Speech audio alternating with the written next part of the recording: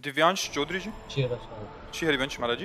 गुरुदेव, सत्संग व भगवत कथा आदि में सुना है कि भगवान ब्रह्मा जी, भगवान विष्णु जी और भगवान शिव जी हर समय ध्यान में लीन रहते हैं, वो हर समय नाम जप करते हैं। गुरुदेव, मैं ये जानना चाहता हूँ कि ये सभी किसके ध्यान अरे करते हैं? ये लीला है, वो अपना ध्यान करते हो, किसी और का कोई और है क्या? जो शिव है वही हरि है, जो हरि है वही ब्रह्मा है, जो ब्रह्मा है वही शिव है। शंकर सहज स्वरूप संहारा, लागी समाधि अखंड अपारा। किसका ध्यान कर रहे हैं? शंकर सहज स्वरूप संहारा, अपने आत्म स्वरूप का, अपने स्वरूप का। लागी समाधि अखंड अपारा, अखंड अपार समाधि। और जब प्रकट हो भाव में, बाह्य भाव में होते हैं, तो भगवान राम जी रामेश्वर की स्थापना कर भगवान शंकर की आराधना करते हैं, और भगवान शिव अस्कई जपन लगे हरिनामा, हनुमान जी बनकर के राम जी की सेवा करते हैं। वो प्रगट लीला में एक दूसरे के प्रति भाव दर्शा रहे। वही राम जी हैं, वही शिव जी हैं, वही ब्रह्मा जी हैं, कोई दूसरा नहीं है। वो जो ध्यान करते हैं अपने स्वरूप का ध्यान करते हैं, वो अपने आत्म स्वरूप का ध्यान करते हैं। वो किसी और का थोड़ी ध्यान, एक ही आत्म तत्व है, वो किसी और का ध्यान नहीं करते। कोई और नहीं है, एक ही है, दो नहीं है, एक ही है। वही परमात्मा, वही आत्मा, वही भगवान, वही ब्रह्म, चाहे जिस नाम से पुकारो वो एक ही है। शिव ब्रह्म है, ब्रह्मा जी तो ब्रह्म ही है, और हरि तो ब्रह्म ही है। तो वही ब्रह्म विविध रूप धारण किए, और जब और ज्ञान हो जाएगा तो सर्वम खलमिदम ब्रह्म, सब कुछ ब्रह्म ही है, सब में ब्रह्म विराजमान, कोई दूसरा थोड़ी विराजमान। जब हम नाम जप करते हैं तो हम भगवत प्राप्ति के लिए नाम जप करते हैं, आप पर भगवान को नाम जप क्यों करना पड़ता है? समझ रहे हो? भगवान अपना स्मरण कर रहे हैं। एक होता है नाम जब भगवत प्राप्ति के लिए, एक होता है प्रेम के लिए। प्रेम स्वाद है, नाम में स्वाद है। राम नाम में क्या स्वाद है ये पूरा राम जी भी नहीं जानते। कहाँ कहाँ लग नाम बढ़ाई, और राम न सके नाम गुण गाई। इसलिए सब नाम का स्वाद ले रहे हैं। देखो, भगवान ऐसी लीला करते हैं जिससे भगवान को कोई जान न पाए। भगवान राम जब शिव जी को देखते हैं तो उनको प्रणाम करते हैं, शिव जी जब राम जी को देखते हैं तो उनको प्रणाम करते हैं। और राम जी से कोई पूछे जाए कि तुम्हारा इष्ट और गुरु कौन है, तो बोले शंकर। शंकर जी से पूछो जाके तो बोले राम। वो लीला कर रहे हैं, वही राम है, वही शंकर है, वही है। ये परस्पर खेल है।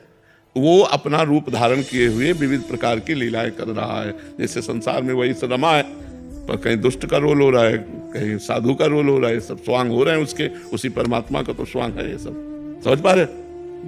अजय जी मुरादाबाद से जी।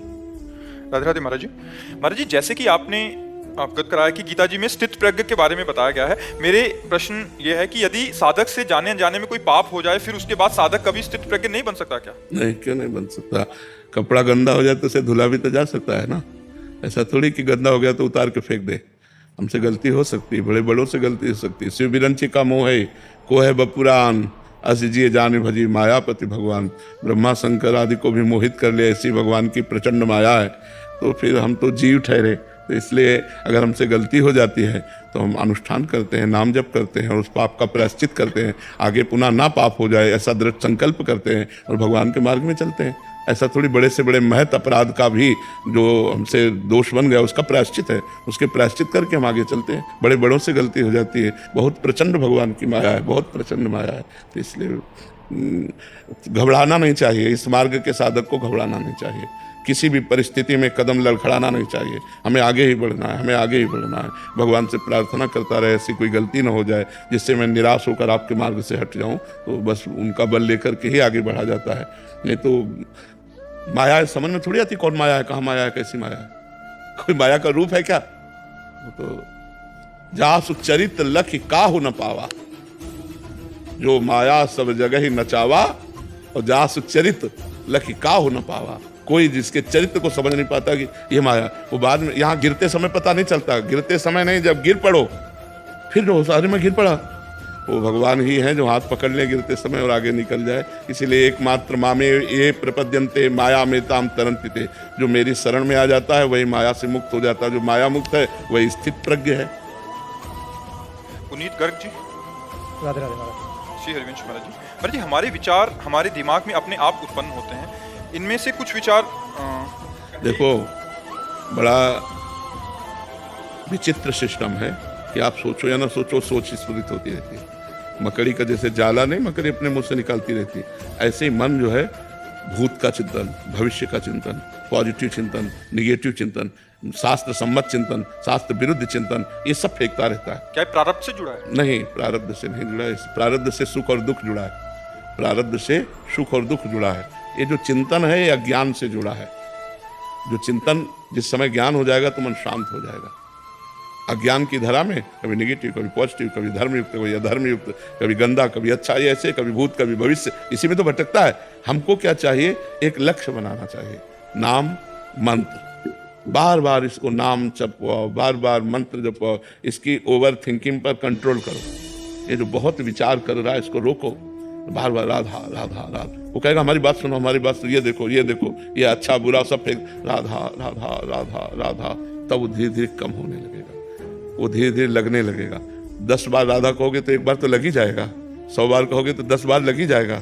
और धीरे धीरे धीरे धीरे हम अपने पॉइंट बढ़ाते चले जाएं। 2 बार, 4 बार, 8 बार लगने लगा, 10 बार लगने लगा। पहले लग ही नहीं रहा था, अब तो लगने लगा है। फिर धीरे धीरे हम उसको एकाग्र कर सकते हैं, उसको वश में कर सकते हैं। और जो विचार आ रहे हो, नाम जब कर रहे हो, तो विचार नष्ट होते जाएंगे, जो अशुभ विचार हैं। और जो सत्य विचार, उनको ग्रहण कर लेना चाहिए। अब ये विचार बंद नहीं होंगे जब तक ज्ञान नहीं हो जाएगा, जब तक भगवत प्रेम नहीं हो जाएगा, तब तक ये चलते रहते हैं। भोले पांडे जी, राधे राधे महाराज जी, आपके चरणों में कोटि नमन। पूज्य महाराज जी, जीवन हर क्षण अंत की तरफ बढ़ रहा है, कब अंत समय आ जाए कुछ निश्चित। बस यही घबराहट सबके अंदर जागृत हो जाए तो भजन होने लगे। यही घबराहट होने लगे कि कब खत्म हो जाए। दुर्लभो मानुषो देहो पर देही नाम क्षणभंगुरा।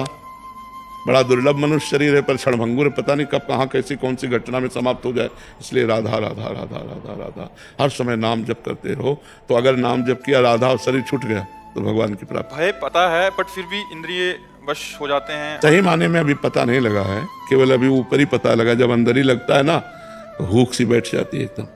अरे यार, जाना है, मरना है यार, सब छूट जाएगा। राधा राधा, हे भगवान, हे करुणा निधान, मुझे इस दुर्गम संसार से पार करो, मैं बहुत भयभीत हूँ। और जो सभी आवाज शरणाई रखियो ताई प्राण की नहीं। भगवान कहते यदि भयभीत होकर कोई मेरी शरण में आ जाए तो मैं उसे प्राण की तरह रखता हूँ। तो हृदय में यदि ऐसे विचार उठने लगे तो भगवान की कृपा समझना चाहिए। नहीं, जीव मतवाला होकर भोगों में लगा, उसे मृत्यु का भय कहाँ है। यदि मृत्यु का असली भय जागृत हो जाए तो भजन होने लगे, भगवान में प्रीति होने लगे, संसार का त्याग होने लगे। समझ पा रहे आप? रेणु जी, महाराज जी, धैर्य की क्या सीमा है? जनेन्द्रीय और रसेंद्रीय, इन 2 से जो विचलित ना हो, शास्त्र में वही धैर्यवान है। जो जनेन्द्रीय और रसेंद्रीय, इन 2 से विचलित ना हो कभी, उसी को धैर्यवान। और दूसरों के द्वारा दी गई प्रतिकूलताओं से? ये बहुत साधारण बात है। उन्होंने धैर्य की सीमा पूछी है, उनका शब्द धैर्य रखना चाहिए ये बात नहीं पूछा, उन्होंने धैर्य की सीमा पूछी। धैर्य की सीमा है रसेंद्रीय और जनेन्द्रीय, दोनों से जो कभी विचलित नहीं हुआ वह धैर्यवान है। अब ये कि तो कोई घटना को या किसी लड़ाई झगड़े को सह जाना, वो एक साधारण बातों में आता है। धैर्यवान वही है, धीरज धैर्यवान वही जिसने रसेंद्रीय और जनेन्द्रीय पर विजय प्राप्त कर ली है। रसेंद्रीय और जनेन्द्रीय जिससे कभी पराजित नहीं हुआ, वही धैर्यवान है। महाराज जी, रसेंद्रीय और जनेन्द्रीय का मतलब क्या? मतलब प्रारंभिक स्थिति में? हाँ, रसेंद्रीय का मतलब अच्छे अच्छे पदार्थ खाना, और जनेन्द्रीय का मतलब संभोग करना। जो कभी जनेन्द्रीय संभोग से नहीं परास्त हुआ और कभी रसेंद्रीय, कभी जिसने गलती नहीं की जनेन्द्रीय से और कभी गलती नहीं की जबान से, जो शास्त्र मर्यादित भोजन भगवान को अर्पित करके उचित प्रारब्धानुसार जो है उसका भोग। और इधर अब जैसे मुर्गा, मार, मछली, ये तो अभक्ष्य पदार्थ है, लेकिन भक्ष्य पदार्थ में भी उस जो प्रारब्धवशात मिल जाए उसी में स्थित। उसकी रसेंद्रीय कभी नहीं क्या समोसा चटनी खाएं, आज ये खाएं। और जनेन्द्रीय अगर गृहस्थ है तो अपनी पत्नी में भाव धर्मपूर्वक, कभी किसी माता बहन की तरफ या कभी किसी पुरुष की तरफ जिसकी दृष्टि नहीं गई, वो धैर्यवान माना जाता है। और ये बहुत बड़ा विषय है, कोई छोटा मोटा विषय नहीं है, ये बड़े बड़ों को परास्त करता है। सुभाष चंद्र जी, महाराज जी, मैं आपका शरणागत हूँ। मेरा प्रश्न ये है कि एक शरणागत को काम, क्रोध, लोभ, मद आदि विकार कौन सी स्थिति तक प्राप्त होने तक गिराते हैं और उससे बचने का क्या उपाय है? शरणागत कहाँ से हो? शरीर से हो, मन से हो, वाणी से हो, स्वयं से हो? कहाँ से शरणागत हो गए हो? मन कर्म। अरे फिर तो काम क्रोध रह ही नहीं जाएंगे क्योंकि काम क्रोध तो वही आते जहाँ अहंकार होता है। मैं पुरुष हूँ, इसी अभिमान में दोष आते हैं जो देहाभिमान है। अब जब यही बार बार अंदर दोहराने लगो कि मन कर्म वचन त्रिशुद्ध सकल मत हम श्री हरिवंश उपासी, मन से, वचन से, कर्म से मैं तो भगवान का हूँ, अब मेरा अधिकार न शरीर पर है, न मन पर है, न वाणी पर है। मैं तो प्रभु की शरण में, हे नाथ जो कच्चाई हो आप पूरी कर लो, मैं आपकी शरण में हो जाऊं। प्रभु आपसे एक ही उपाय है, भगवान की शरणागति, इन दोषों से बचने का। जब हमारा अधिकार खत्म हो जाएगा, हमारी समझ वाला, तो भी होगा कि हाथ तो प्रभु का है, तन तो प्रभु का है, मन प्रभु का है। तो भोग इच्छा होती है देहाभिमान में, देहाभिमान गलित होने पर भोग इच्छा नहीं होती, इच्छाएं ही खत्म हो जाती हैं। जाहि न चाही कबहु कछु, तुम सन सहज स्नेह, बसो निरंतर तासुर, सो राउर निज गे। जिसे कभी कुछ नहीं चाहिए, सहज भगवान से प्रेम होता है, उसके हृदय में भगवान निरंतर वास करते हैं प्रगट रूप होकर के। तो चाह मिटाना ही तो साधना है। तो हम बार बार भगवान के नाम जप के प्रभाव से और विवेक के प्रभाव से भोगों से बचें, और जब काम क्रोध आवे तो भगवान को पुकारे। आपको समर्पित हृदय है और ये काम क्रोध रूप दूषित विचार हमारे हृदय को दूषित कर रहे। नाथ आप बचाओ, हे शरणागत प्रतिपाल बचाओ, वही कृपा करेंगे, वही रक्षा करेंगे। परम पूजनीय महाराज जी, जीवन ऐसा ये भौतिक मोह माया से ऐसा लिप्त होकर पूरी बर्बादी हो रही थी, संत जीवन जी के भी। लेकिन आपके एक संदेश से और एक मार्गदर्शन से, जब से हम श्री जी का शरण लिए तब से मोह माया, ये सारा राग ममत्व भाव, ये सारा भस्म हो गया। ये कलयुग की घोर जो माया थी, उसमें हम ऐसे बर्बाद हो रहे थे। ये मंदिर निर्माण आदि 108 मंदिर निर्माण, तो जब प्रयागराज से आए और आपने हमें संदेश दिया कि जन के लिए तो आप मंदिर बनवा रहे हैं, लेकिन आपके शुद्ध अंतकरण का है। तो हमारे अंदर शुद्ध भक्ति नहीं थी, लेकिन शुद्ध भक्ति जागी आपने। और जब श्रीमद् भागवत का मुझे एक उस देवर्षि नारद का उन्होंने जैसे भक्ति ज्ञान वैराग्य जागृत किया था, मेरा अकेले के लिए नहीं, आपने जागृत नहीं किया भक्ति। असंख्य ब्रह्मांड के जितने भी युवा हैं, जितने भी बच्चे वृद्ध, सभी के अंदर जो कमियां थी, गंदगी थी, जो भटक गए थे, रास्ता भटक गए थे। धन्य है हम कि हमारे भारत में आपके जैसे संत और हमें मार्गदर्शन मिल रहा है श्री जी की कृपा से। आज युवा कहां से कहां गए थे, लेकिन ब्रह्मांड के विश्व के जैसे ऑस्ट्रेलिया के, अमेरिका के जो माताएं हैं, प्रभु जी है, एक माता जी तो इतनी रोती है, आपका नाम जैसा भी मैं लेता हूं तो वो बोलते बस उनके कारण मेरे अंदर की गंदगी खत्म हो गई। चारित्रहीन मैं थी, लेकिन मेरे अंदर से सारा पाप भस्म हो गया केवल सत्संग सुन के। जैसे नारद पीपल के पेड़ के नीचे केवल सत्संग सुन के ही उनका उद्धार हुआ था भगवान का। बस ये युवा जो है, मुझे मेरे जीवन में संत जीवन बचपन से जीकर भी इतना भौतिक लोभ, लालच, माया, काम, ये सारा था, लेकिन केवल आपकी शरण लिया, श्री जी की शरण लिया, और आज चातुर्मास यहाँ नित्य कर रहे, सब छोड़ के, सारा मोह माया छोड़ के, मंदिर निर्माण यदि सब कुछ छोड़ के वृंदावन वास कर रहे और नित्य परिक्रमा और आपका चिंतन। बस आपका आशीर्वाद यही रहे। तो यही शरणागति है। जब हम हृदय से भगवान को, प्रियाजू को स्वीकार कर लेते हैं, तो वही हमारे अंदर की सब मलिनता को दूर कर देती है। तो हम पहले वचन के शरणागत, फिर शरीर के शरणागत, फिर मन के शरणागत, फिर स्वयं से शरणागत। स्वयं से मैं तनुवांग मनोभी रमलई सोहम तवै वाश्रिता। शरीर से, मन से, वाणी से और स्वयं से, हे प्रियाजू मैं आपके शरण में हूँ। जब अंदर से शरणागति आ जाती है तो विकार खत्म होने लगते हैं, हृदय आनंदित होने लगता है। अनुभव सत्य का दर्शन। हाँ, बिल्कुल सत्य का दर्शन हुआ। ये चमत्कार नहीं तो क्या है। और आज युवा कहाँ से कहाँ जा रहे थे महाराज जी, कैसे कैसे प्रश्न पूछ रहे थे, लेकिन एक वाणी से, एक संदेश से आपके उस युवाओं का जीवन शुद्ध हो गया और भक्ति जागृत हुई उनके युवाओं के हृदय में। वो आपकी की कृपा है, श्री जी की कृपा है। ऐसा है भारत में ये जो कल्याणकारी जन कल्याण काम हो रहा है, ये कैसे बताएं आपको, हमें हृदय भर के आ रहा है कि आपके ओर से ऐसा ऐसा काम हो रहा है। भगवान केवल करवा रहे, निमित्त बनाते, करने वाले तो भगवान करें, करावें आप सब, और जने बढ़ाई दे, वो अपने जन को बढ़ाई देते, करते तो स्वयं श्री भगवान ही है, उन्हीं का सारा खेल है जी। गणेश महाराज, राधे राधे महाराज जी। महाराज जी, सदगुरु की सेवा करते करते अगर कुछ प्रॉब्लम आ जाए तो वो प्रॉब्लम को कैसे देखें? कौन सा प्रॉब्लम, मानसिक, शारीरिक या मतलब दोष दर्शन, ये देखना।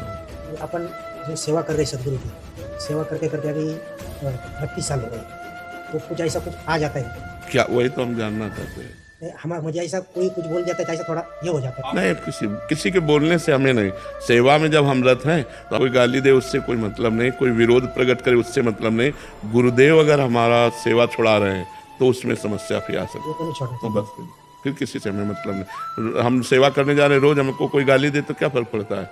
हमें रोज कोई विरोध करे तो क्या, बस जिनकी हम सेवा करने जा रहे हैं उनसे विरोध नहीं होना चाहिए बस। और तो माया विरोध करती है भैया। कौन से भक्ति के चरित्र में ऐसा पाया गया कि पूरा जीवन वो आबाद निकल गया? बाधाएं पहुंचाई, माया ने सहना पड़ा है। नाना प्रकार के प्रपंच और सब खटमंडल होते रहते, माया अपना जाल बिछाती रहती, भगवान भक्त को निकालते रहते। बस उन्हीं की कृपा से निकला जा सकता है, दूसरा कोई उपाय नहीं। भगवान की कृपा ही भक्त को निकाल